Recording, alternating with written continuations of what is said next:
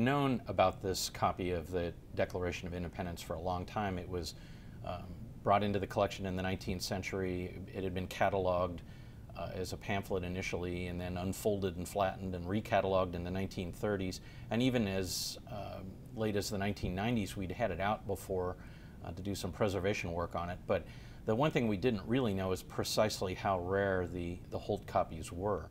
Well, we were intrigued by the copies we'd received prior to our visit and wanted, if possible, to verify the authenticity of the piece, look for a watermark which might help pin down its authentication. Obviously, any broadside from that early, from the 1770s, would be rare, but it was the really bringing in the Dunlap broadside that sparked our research into this piece to establish exactly how rare it was, and also the provenance of it, that is the history of its ownership. And that's how we know that it's been in our collection since the 19th century.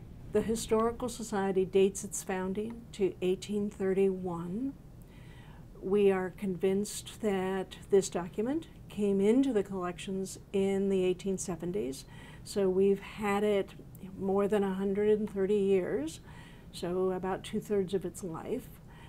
And it just shows that the people who cared about history in the 19th century were eager to add everything they could. Now, of course, the other thing about this document is its relationship with the Fosdick family. Richard Fosdick came to Cincinnati in 1810. He was considered the first pork packer. In 1812, both his brother and his father had fought in the Revolutionary War.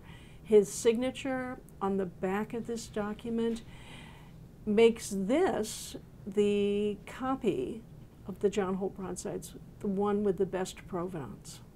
We've now had a very good, solid 25 minutes or so poring over this document, and I'm very happy to be able to report that our conclusions are it is completely genuine. It is the 1776 John Holt broadside edition of the Declaration of Independence. And that was the second printing of the Declaration.